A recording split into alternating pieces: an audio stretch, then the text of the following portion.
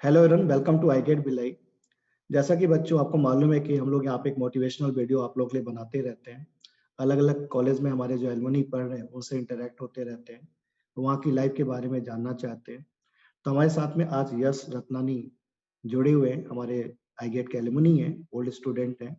Shankaracharya engineering college से IT branch से उन्होंने अपनी बीटेक कंप्लीट की है और बिट्स प्लानिंग से उन्होंने अपना एमटेक कंप्लीट किया हुआ है। इस समय सिस्को में जॉब कर रहे हैं और आपके साथ में है। और आज हम इनसे जानना चाहेंगे वहाँ की लाइफ के बारे में। तो आज का जो टॉपिक है बेसिकली अपना जो है लाइफ एट बिट्स प्लानिंग। तो बिट्स प्लानिंग में लाइफ बच्चों की कैसी होती है और कैसे वहाँ पे लाइफ ये 2 साल कैसे बिताते हैं, क्या सीखते हैं इन 2 साल के अंदर में और कितना बेनिफिट होता है, इसके बारे में हम लोग जानना चाहेंगे। Welcome yes. Thank you sir. Yes, मुझे जैसा कि आपने बिट्स प्लानिंग में पढ़ाई की, उसके बाद आपने सिस्को में जॉब लगाई, ठीक है। तो आपको गेट, आप चूंकि मैं जहाँ याद करता हूँ कि आपने कॉलेज में रहते हुए आई गेट को ज्वाइन कर लिया था, 5th सेमेस्टर के अंदर में शायद आप आ गए थे पढ़ने के लिए। तो आपको पहला तो मैं ये जानना चाहूंगा कि आपको गेट के लिए मोटिवेशन कहाँ से मिला और मतलब आपने कैसे डिसाइड किया कि मुझे गेट करना ही चाहिए, एक प्रॉपर टाइम में गेट स्टार्ट करना ही है मुझे, मतलब आपको कौन मोटिवेट किया कि आप 5th सेमेस्टर में जाके सर के पास ज्वाइन कर लो और पढ़ाई करो।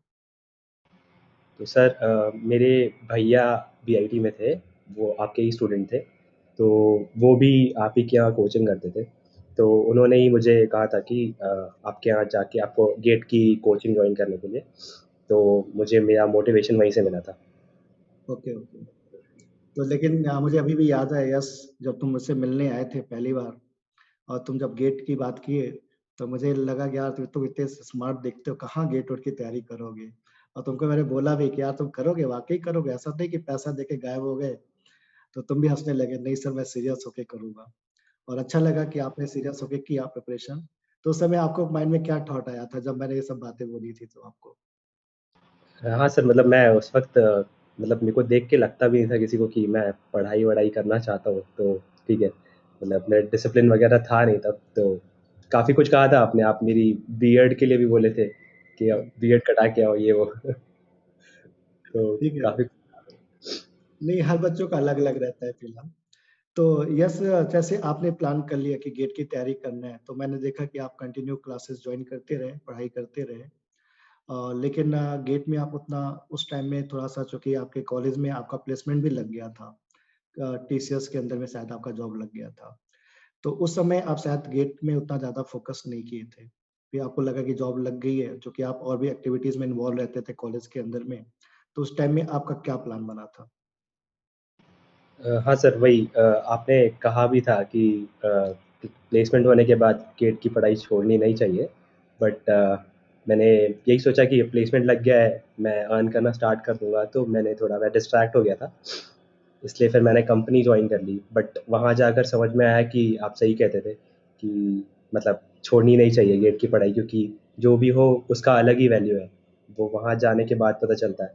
तो मैंने कंपनी ज्वाइन की, उसके बाद मेरे को समझ में आया कि मतलब ये लाइफ थोड़ी सी डिफ़िकल्ट है, और वो ही सही था, मतलब वो छोड़कर मैंने गलती की। तो इसलिए फिर मैंने वापस डिसाइड किया कंटिन्यू करने का। तो उसके आगे भी कैसे जर्नी आपने बनाई अपनी कि मुझे आप गेट की तैयारी, मतलब जॉब के साथ में कैसे प्रिपरेशन किया? सर तो मतलब प्रॉब्लम वहाँ शुरू ये हुई थी कि मैं नाइट शिफ्ट करने लग गया था, मुझे नाइट शिफ्ट दिया गया था। तो वो प्रॉब्लम्स वहाँ होती ही है कि हमारे पास ऑप्शन नहीं होता कि क्या कौन सी शिफ्ट में काम करना है, तो मुझे नाइट शिफ्ट मिली थी। तो इसलिए बहुत फ्रस्ट्रेट हो गया था मैं कि मतलब मुझे छोड़नी है ये जॉब। तो फिर मैं नाइट शिफ्ट के बाद जब वापस आता था ऑफिस से, तो मुझे नींद तो आती नहीं थी, क्योंकि रूटीन काफ़ी बिगड़ गया था। तो वो जो बचा हुआ टाइम रहता था, जितना टाइम मुझे नींद आने में लगता था, तब मैंने पढ़ना स्टार्ट कर दिया था कि अब मुझे जॉब तो छोड़नी है, तो स्विच करना भी उतना ईज़ी नहीं है, और जब जॉब स्विच करने की बात ही है, तो इससे अच्छा मैं पढ़ाई कर लेता हूँ।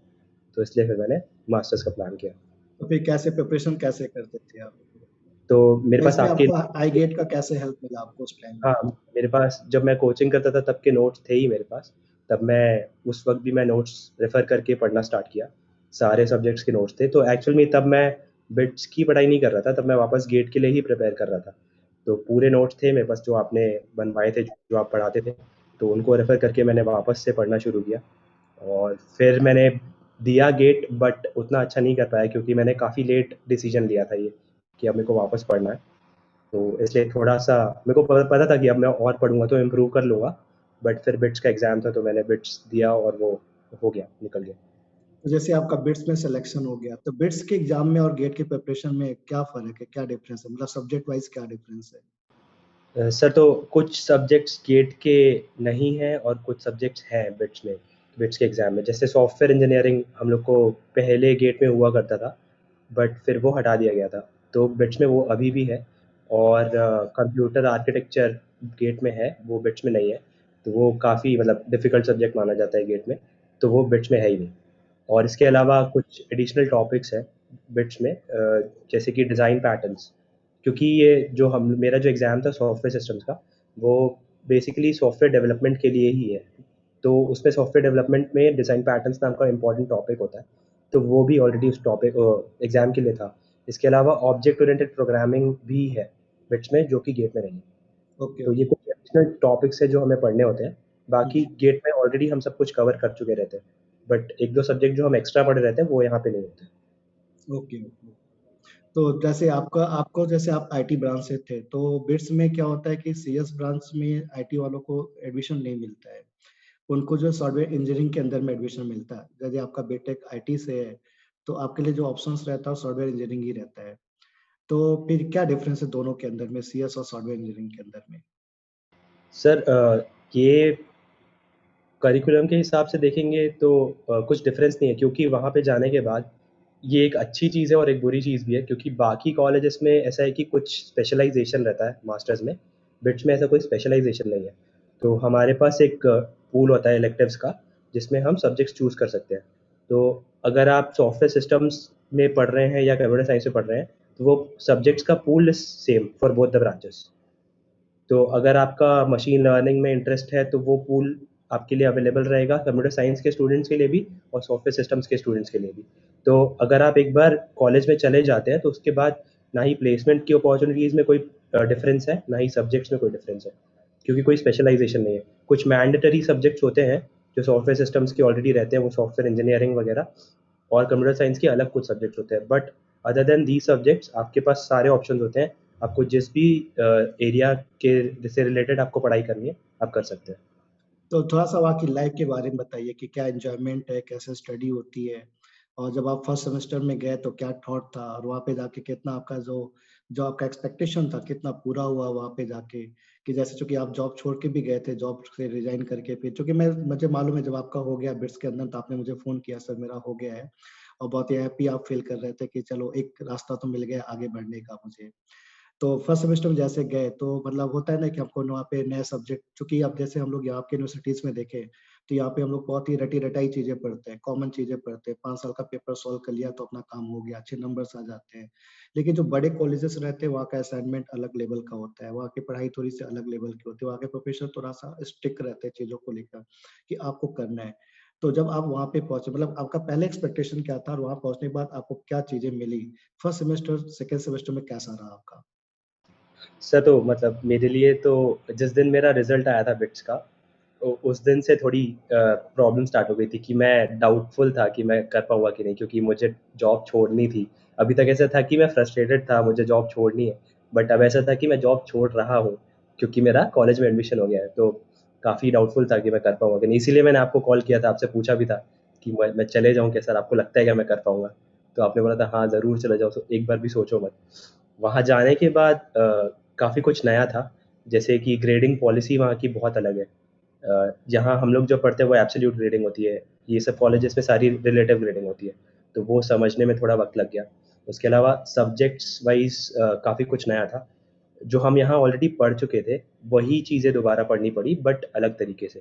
जैसे सॉफ्टवेयर इंजीनियरिंग हमें यहाँ भी था और हमें वहाँ भी था, बट यहाँ हम सिर्फ़ रट के बुक्स रट के आंसर्स लिख देते थे। बट एक्चुअल में चीज़ें सॉफ्टवेयर इंजीनियरिंग में होती क्या है, वो हमें वहाँ जाके पता चला। थ्योरेटिकली ही सही, बट एक्चुअल में क्या इम्पैक्ट पड़ता है, जैसे कि एक बेसिक सा टॉपिक है सॉफ्टवेयर क्वालिटी एट्रीब्यूट्स, तो वो हमें यहाँ पढ़ाया ही नहीं गया उसके बारे में कुछ, बट वहाँ जाके पता चला कि उसका कितना बड़ा इम्पैक्ट है सॉफ्टवेयर डेवलपमेंट पे। तो ऐसी कुछ चीज़ें होती है जो हमें नहीं पता थी बट अब हमें पता है। और भी इसके कोई अलावा एक्टिव? हाँ सॉरी, हाँ, हाँ। जी जी बोलिए बोलिए। कैंपस काफ़ी अच्छा है वहाँ का, मतलब तो फर्स्ट सेमेस्टर पॉली में क्या क्या सब्जेक्ट थे आपके? हाँ, तो हमें फर्स्ट सेमेस्टर में सॉफ्टवेयर इंजीनियरिंग था, डेटा माइनिंग था, और इसके अलावा हमें एक इलेक्टिव चूज़ करने का ऑप्शन था, तो मैंने एडवांस कंप्यूटर नेटवर्क्स लिया था। और इसके अलावा object oriented analysis and design था। ये 4 सब्जेक्ट्स थे। तो हम लोग का कोर्स बेसिकली डिज़ाइन किया गया है सॉफ्टवेयर डेवलपमेंट के लिए ही। तो इसके लिए ओके। सारी चीज़ें जो सॉफ्टवेयर डेवलपमेंट में काम आएगी, वो सारे सब्जेक्ट्स होते हैं। तो फर्स्ट सेमेस्टर में कितना प्रेशर फील होता है एमटेक करते समय? हाँ, मतलब क्योंकि मैं नया-नया था और मैंने काफ़ी बड़ा गैप भी ले लिया था, तो मेरे को पहले तो ग्रेडिंग समझने में ही टाइम लग गया, तो मेरा फर्स्ट सेम थोड़ा-सा बिगड़ गया था। तो वही, मतलब जितना जल्दी अडैप्ट कर पाऊँ, उतना ज़्यादा अच्छा है। ऐसे कुछ अलग से डिफ़िकल्टी नहीं है, बट मेरे को डिफ़िकल्ट लग रहा था क्योंकि मैं काफ़ी गैप ले लिया था ना। तो ऐसा तो फील नहीं हुआ कि गलत डिसीजन ले लिया हो मैं नहीं, नहीं, एमटेक बिल्कुल में? नहीं। बिल्कुल मतलब नहीं। तो फर्स्ट सेमेस्टर में जैसे आप यहाँ पे मैं देखूँ आप यहाँ के कॉलेज में पढ़ते थे पढ़ाई के अंदर में काफ़ी एंजॉयमेंट करते थे दोस्तों के साथ में, जी। घूमना टहलना भी होता था आपका काफ़ी। तो वहाँ पे इस टाइप का माहौल नहीं था था सर, वहाँ वहाँ पे? पर था। वहाँ पर भी सब कुछ था, बट वहाँ पर ये था कि एक डायरेक्शन मिल गया था ना कि अब पढ़ना है। पहले यहाँ पर वैसा नहीं था, मतलब अब एक गोल था ना कि अब प्लेसमेंट चाहिए, अब कुछ करना है, तो वो सब चीज़ बैलेंस हो जाता है। वहाँ पे लोग भी वैसे ही रहते हैं जो जिनका एक फ़ोकस रहता है। तो अब ऐसे लोगों के साथ जब पढ़ते हैं तो फिर हम भी वैसे ही हो जाते हैं। बिल्कुल, बिल्कुल एनवायरनमेंट पे डिपेंड करता है कि जी एनवायरनमेंट सर। कैसा है। तो फिर आप जैसे सेकंड सेमेस्टर में पहुँचे, तो सेकंड सेमेस्टर में क्या सब्जेक्ट है और कैसे चला सेमेस्टर? पहले से तो अ, फर्स्ट सेमेस्टर से तो काफ़ी कुछ सीख गए थे आप, तो सेकंड सेमेस्टर काफ़ी ईज़ी हो गया होगा आपके लिए। हाँ, हाँ सर। तो वही सर, पढ़ने का तरीका समझ में आ गया था, क्योंकि मतलब अब वहाँ पे स्टूडेंट्स अलग थे, हर किसी का मतलब कॉम्पिटेंसी अलग था। तो समझ में आ गया था कि यहाँ पर कैसे पढ़ाई करनी है। तो हुँ, फिर सेकंड सेमेस्टर में जब हम लोग आए तो सेकंड सेमेस्टर में एक काफ़ी अच्छी बात ये थी कि हम लोग को दूसरे डिपार्टमेंट के कोर्सेज़ भी लेना अलाउड था, अदर देन कंप्यूटर साइंस। तो मैंने सॉफ्टवेयर फॉर एम्बेडेड सिस्टम्स एक सब्जेक्ट लिया था, जो कि दूसरे डिपार्टमेंट का था। उसमें हमें माइक्रो कंट्रोलर्स के बारे में पढ़ाया गया था। तो मुझे एक्चुअल में वो चीज़ पढ़नी थी, तो मुझे वो भी ऑप्शन था। ये भी एक एडवांटेज था बिट्स में, जो कि मुझे शायद किसी और कॉलेज में नहीं मिलता। ओके। इसके अलावा सॉफ्टवेयर आर्किटेक्चर एक सब्जेक्ट था, वो भी बहुत इम्पोर्टेंट है सॉफ्टवेयर डेवलपमेंट में। हुँ, और डेटा वेयर हाउसिंग, ये सब डेटा साइंस में आते हैं ये सब चीज़ें, तो जी, ये जी। भी था उसके करिकुलम में। इसके अलावा अब सेकंड सेमेस्टर में एक इलेक्टिव रहता है जो कि रिसर्च प्रैक्टिस, जिसमें आपको अपने इंटरेस्ट एरिया पे रिसर्च करना होता है। तो वो भी हम लोग को सेकंड सेमेस्टर में एक सब्जेक्ट था। ओके। तो वहाँ पे प्लेसमेंट कब से स्टार्ट होता है? सर थर्ड सेम के शुरू में। तो उसके लिए कोडिंग वगैरह कब से आपने स्टार्ट किया वहाँ पे जाकर के? एक कोडिंग जैसे आप कंपनी में ऑलरेडी जॉब किए थे, उसका भी बेनिफिट आपको मिला होगा पढ़ाई के टाइम में? वहाँ के जी एक्सपीरियंस सर। कुछ काम आए होंगे आपको? हाँ, हाँ। और वहाँ पे आपको एक अलग लेवल की कोडिंग भी चूँकि आपका मेन टारगेट प्लेसमेंट रहता है, तो कोडिंग यस पे सर। भी आपको ध्यान देना पड़ता है। तो कैसा एनवायरनमेंट रहता है? कोडिंग के लिए आप क्या करते हैं? सर कोडिंग के लिए ये एक बिट्स में ये एक है कि हम लोग को कोडिंग असाइनमेंट्स नहीं मिलते हैं। हुँ, जैसे ट्रिपल आईटी बैंगलोर वगैरह में कोडिंग असाइनमेंट्स दिए जाते हैं। तो हम लोग के साथ वैसा नहीं है, बट हम लोग यहाँ ग्रुप फॉर्म करके सेकंड सेमेस्टर का जब मिड सेमेस्टर्स खत्म हुए थे, तो हम लोग ने शुरू कर दिया था इंटरव्यू बिट गीक्स और गीक्स वगैरह के क्वेश्चन सॉल्व करना। तो हमने सेकंड सेमेस्टर के मिड से स्टार्ट कर दिया था प्रिपरेशन, तो और थर्ड सेम के पहले 2 महीने की छुट्टी रहती है जिसमें हम प्रिपेयर कर सकते हैं। तो जैसे ही थर्ड सेम शुरू होता है कंपनीज़ आना शुरू हो जाती है। तो इतना ही टाइम रहता है जिसमें हम प्रिपेयर कर सकते हैं। तो कितना मतलब सारी कंपनीज़ आती हैं, जितनी भी बड़ी कंपनीज़ हैं वहाँ पर सारी कंपनीज़ आती हैं। प्लेसमेंट तो ऐसे सारी। भी बहुत ही शानदार है वहाँ का, चूँकि हमारे पुराने स्टूडेंट भी काफ़ी लोग वहाँ से पढ़े हैं। आपके साथ में भी हमारे भिलाई से कई लोग थे जो पढ़ रहे थे आपके साथ में। Yes sir. आपका भी प्लेसमेंट काफ़ी अच्छा हुआ, जैसे आपका भी प्लेसमेंट सिस्को के अंदर में हुआ। हाँ तो जी। ये कैसा प्लेसमेंट है? थोड़ा-सा आप एक्सप्लेन करिए। सर प्लेसमेंट सारी कंपनीज़ ही आती है, बट वहाँ पे एक इश्यू है कि आपका कुछ-कुछ कंपनीज़ का क्राइटेरिया होता है, एलिजिबिलिटी क्राइटेरिया होता है। जैसे माइक्रोसॉफ्ट का है 70 थ्रू आउट होना चाहिए। आपका 70% हर में 10th में, 12th में, बैचलर्स में और मास्टर्स में, करंट जो सीजीपीए है मास्टर्स में वो 7 होना चाहिए। तो मैं कुछ कंपनीज़ में नहीं बैठ पाया था क्योंकि मेरा 12th में 70 नहीं था। तो ओके, ये किसी-किसी कंपनी में ये प्रॉब्लम है। मेरे को नहीं पता, आईआईटीज़ में शायद क्राइटेरिया अलग होता है, बट हुँ, बिट्स में क्योंकि वहाँ पे ऐसा है कि जो बैचलर्स वाले स्टूडेंट्स हैं, उन लोग का जब उन लोग बिट बिट चैट देते हैं तभी 75% शायद रहता है। जी जी। एग्जाम देने के लिए बिट सेट, तो वहाँ पे उन लोग को प्रॉब्लम नहीं होती। बैचलर्स वालों को प्रॉब्लम नहीं होती क्योंकि उन लोग का ऑलरेडी 75-80% तो क्राइटेरिया बिट सेट के लिए ही होता है, बट आईआईटीज में ऐसा नहीं है, तो यहाँ पे ये एक्स्ट्रा एक क्राइटेरिया होता है। बाकी मुझे बस कुछ कंपनीज का वही प्रॉब्लम हुआ कि मैं 70% नहीं था तो मैं नहीं बैठ पाया। ओके। बाकी बाकी मोस्ट ऑफ द कंपनीज का ऐसा कोई क्राइटेरिया नहीं रहता, तो 60% सबका प्लेसमेंट रहता 100% है, सारे बच्चों का प्लेसमेंट हो जाता है? है। हाँ, 95% तो हम लोग के बैच में था, बट यहाँ पे बिट्स में एक बहुत ही अच्छी चीज़ है प्रैक्टिस स्कूल, जो कि बाकी कॉलेजेस से मेरे को काफ़ी बेटर लगती है। उसमें ऐसा होता है कि अगर आपका प्लेसमेंट नहीं भी हुआ है और आपका CGPA 7+, तो आपका इंटर्नशिप कॉलेज से ही लग जाता है। बाकी कॉलेजेस में क्या होता है, जैसे अमेजोन अगर आप देख रहे हैं, तो अमेजोन के कुछ 6-7 राउंड्स होते हैं, उसमें से अगर फर्स्ट 2-3 राउंड्स आपने क्लियर किए तो आपको इंटर्नशिप मिल जाएगी। पर यहाँ पे ऐसा नहीं है, यहाँ पे अगर आपका प्लेसमेंट नहीं हुआ है तो आपको कॉलेज से ही इंटर्नशिप मिल जाएगी। फोर्थ सेमेस्टर हम लोग के पास ऑप्शन होता है, प्रैक्टिस स्कूल नाम का एक फीचर है, तो उसमें हमको इंटर्नशिप करने का ऑप्शन रहता है। तो अगर उसको में आप अप्लाई कर रहे हैं तो आपका किसी भी अच्छी कंपनी में इंटर्नशिप लग जाता तो इंटर्नशिप से फिर जॉब का क्या रिलेशन है? है। सर पीपीओ मिल जाता है, कन्वर्ट हो जाता है इंटर्नशिप। ओके, पीपीओ मिल जाता होगा, कन्वर्जन हो ही जाता है, मतलब ऑफ कैंपस में भी जॉब लगी जाती है सबके हाँ पास, जो हाँ, लोग का नहीं लगता है मैक्सिमम। तो मैक्सिमम तो कॉलेज से ही जॉब लग जाती है। तो सीएस सिर्फ वालों की जॉब और आप लोग की जॉब में कुछ फर्क है क्या, कि सेम कंपनी जाती है आप लोगों के साथ? सर सारी सब साथ में ही बैठते हैं सब प्लेसमेंट के लिए, आपका बी वाले आपका कंपटीशन बी वालों के साथ में भी होता होगा, जो बीटेक वहाँ पे करते सबके साथ, बीटेक एमटेक वाले सब साथ में बैठते हैं, हैं? चाहे वो ओके। कोई भी ब्रांच का हो। तो कितनी डिफिकल्टी होती है बीटेक के साथ में कंपटीशन करने में? सर उन लोग के साथ डिफिकल्टी तो होती है क्योंकि उन लोग ने वो जो हम अभी 1 साल हम सीखे हैं, वो 3 साल उन लोग वहाँ पर रह चुके हैं। उन लोग का ऑलरेडी वायरिंग वैसा है कि मतलब कंपटीशन बहुत ज़्यादा ही होता है। हम्म, कुछ लोग लेकिन थे हमारे बैच में जिन्होंने उनको बहुत ज़्यादा कंपटीशन दिया, मतलब सेम सेम कंपनीज में सब प्लेस हुए। Okay okay. मेन वही है कि उनका एनवायरनमेंट शुरू से रहता है और 3 साल बिताते हैं कॉलेज के अंदर, तो उनको भी काफी बेनिफिट हो जाता है, उनका फंडामेंटल और भी क्लियर हो जाता है। लेकिन ऐसा नहीं है, एमटेक वाले भी अच्छी कंपनीज निकाली, जैसे आपने भी सिस्को निकाल ही लिया ना। यस तो, सर। तो ऐसा बहुत ज्यादा प्रॉब्लम्स नहीं होती है। तो ये तो पढ़ाई से रिलेटेड बात हो गई, आपका जॉब का बात हो गया, वहाँ के पढ़ाई की बात, गवर्नमेंट की बात हो गई। इसके अलावा मतलब क्या, मतलब याददाश्त है वहाँ पे आपने, क्या मतलब क्या 2 साल के अंदर क्या क्या मतलब मेमोरीज रही आपकी, क्या क्या आपको अच्छा लगा वहाँ? सर कैंपस काफ़ी ज़्यादा अच्छा है, मतलब अगर आप वहाँ पर हैं तो पहले जब फर्स्ट डे जाएंगे तो आपको लगेगा यार मैं कहाँ आ गया, मतलब क्योंकि वो एकदम रिमोट एरिया टाइप का है, वहाँ पे बाहर कैंपस के कुछ नहीं है, तो फर्स्ट वीक लगेगा कि कहाँ आ गए यार, नहीं आना चाहिए था, क्योंकि वहाँ पे क्लाइमेटिक कंडीशंस भी बहुत ज़्यादा, मतलब टेम्परेचर एक्सट्रीम होता है। ठंडी में बहुत ज़्यादा ठंडी होती है, गर्मी में बहुत ज़्यादा गर्मी होती है, 50 डिग्री तक टेम्परेचर होता है। तो जब नए-नए जाने के बाद तो ऐसा लगता है यार नहीं, मेरे को यहाँ नहीं रहना, यहाँ नहीं सर्वाइव कर पाऊँगा ऐसे टेम्परेचर में। बट कुछ टाइम के बाद मतलब उससे अच्छी कोई जगह नहीं है ऐसा लगता है, मतलब कैंपस बहुत अच्छा है, पॉल्यूशन कुछ नहीं है वहाँ पे, बहुत ग्रीनरी बहुत ज़्यादा है, और वहाँ पे कैंपस में सुपरमार्केट है, मतलब ज़रूरत ही नहीं है कैंपस के बाहर निकलने की, ऐसा है।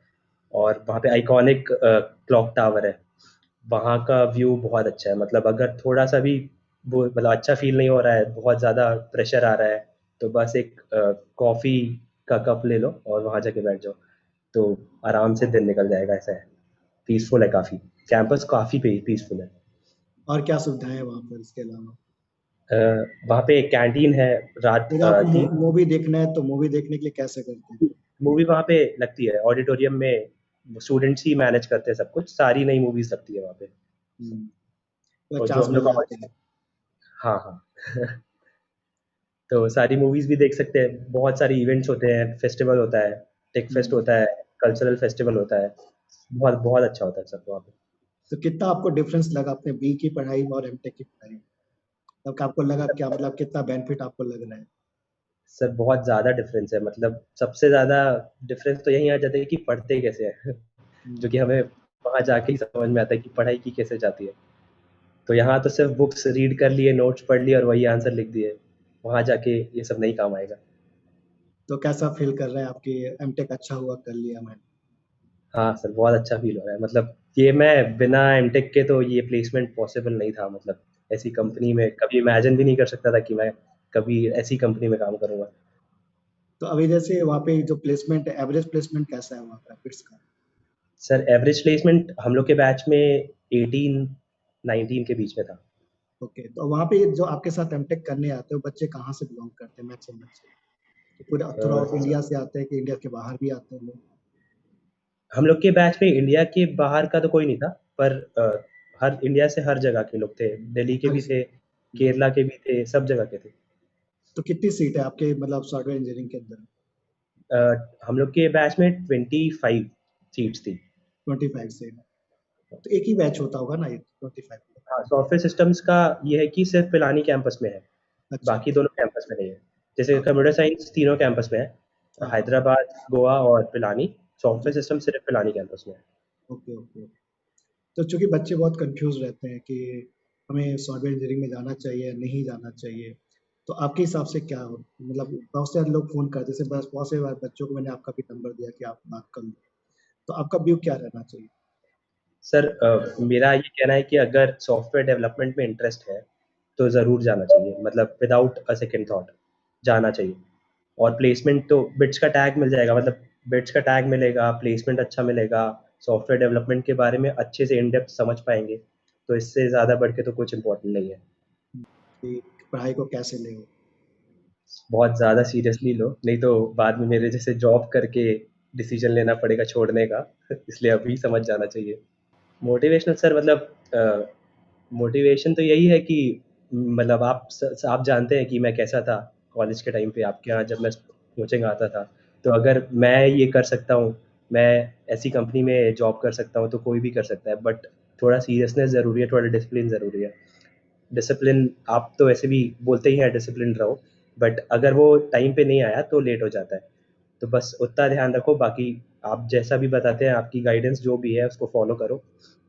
तो बहुत सब चीज़ पॉसिबल है, किसी भी कंपनी में प्लेसमेंट पॉसिबल है, बस डिसिप्लिन रहना चाहिए। हाँ, वो तो सही है, डिसिप्लिन में आप नहीं सिस्टमैटिक आप प्रिपरेशन नहीं कर रहे, तो आधा अधूरा प्रिपरेशन करके आप इतना बड़ा एग्जाम क्लियर नहीं कर सकते। तो सिस्टमैटिक प्रिपरेशन भी जरूरी है इतने बड़े एग्जाम को निकालने के लिए, डिसिप्लिन रहना बिल्कुल जरूरी है इतने बड़े एग्जाम को निकालने के लिए, तभी आप इतनी बड़ी कंपनीज में आप जा पाएंगे। जैसे मैं तुमको मैं याद करूं कि जब मैं तुमको बी में देखा तो अभी देखता हूँ, अभी मिलता हूँ, अभी बातचीत करता हूँ, बहुत तुम्हें बहुत ज्यादा मतलब एक डेप्थ आया है, अपने अंदर में ले आया है, बहुत ज्यादा डिसिप्लिन में अपने आप को तुम लेके आओ। बहुत खुशी होती है ऐसे बच्चों को देख करके, जो बच्चा पहले जिसका मन बहुत चंचल था, अभी उसके अंदर में बहुत ही डेप्थ आ गया है। और बहुत अच्छा फील होता है कि आप लोगों से बातचीत करके और आप लोगों को देख कर। तो बहुत अच्छा लगा यस तुमसे बातचीत करके कि तुमने वहाँ के बारे में डिस्कस किया, इससे आपके जूनियर्स को भी बहुत बेनिफिट मिलेगा कि आपके वीडियोस को देखकर एक बेसिक नॉलेज उनको मिलेगा कि वहाँ पे जाने के बाद क्या है। तो यस एक क्वेश्चन और है हमारा यहाँ पर कि सबको बहुत कंफ्यूजन होता है यार कि बिट्स प्लानिंग है कहाँ पे, इसका रूट कहाँ पे है, हमें कैसे वहाँ तक पहुँचा जाना चाहिए, कैसे जाना चाहिए? तो सर 2 रूट है, एक तो जयपुर से है और एक दिल्ली से है। तो यहाँ से मैं तो दिल्ली की फ़्लाइट लिया था, रायपुर से दिल्ली, और दिल्ली के बाद वहाँ पे एक स्टेशन है लोहारू।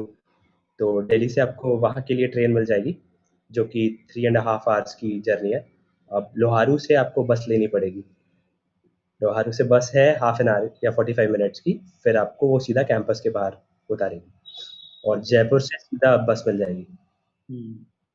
तो बस जयपुर से कितने किलोमीटर है ये? जयपुर से 4 एंड हाफ आवर्स की जर्नी है, बट हम्म। प्रॉब्लम दिल्ली वाले रूट पे ये है कि दिल्ली से लोहारू के लिए ट्रेन्स बहुत कम है। ओके। तो आपको 2 ही ट्रेन, मेरे को जहाँ तक याद है, 2 दिन भर में 2 ही ट्रेन चलती है। एक सुबह 8 ओ क्लॉक या 8:30 को, और उसके बाद एक शायद 3 ओ क्लॉक या कुछ, तो हम्म। मतलब मेरे को एग्ज़ैक्टली टाइम याद नहीं है, बट 2 ही ट्रेन्स रहती है। तो वो तो एक आप प्रॉब्लम थी। वहाँ, तो आप जयपुर घूमे कि नहीं घूमे वहाँ पर, कॉलेज में भी नहीं, गए? नहीं, मैं नहीं घूम पाया। मेरे सारे फ्रेंड्स गए थे, बट मैं नहीं जा पाया, मेरे को घर आना था जल्दी। ये सब प्लान किया था कॉलेज 3rd सेमेस्टर के बाद, बट मुझे घर जल्दी आना था तो मैं नहीं जा पाया। तो हम लोग राजस्थान नहीं, मनाली। तो राजस्थान नहीं घूम पाए आप? नहीं, हम लोग हिमाचल गए थे प्लेसमेंट के बाद। हाँ हिमाचल, हिमाचल भी पास में है इधर, पास में तो नहीं है लेकिन दूर है। हाँ, हाँ, तो ठीक है, अच्छा हिमाचल भी काफ़ी अच्छी जगह है। ठीक है, ऑल द बेस्ट, लगे रहिए, और आगे भी हम आपको परेशान करते रहेंगे, मिलते रहेंगे, बातचीत। ज़रूर सर। ठीक है, bye bye. Thank you sir.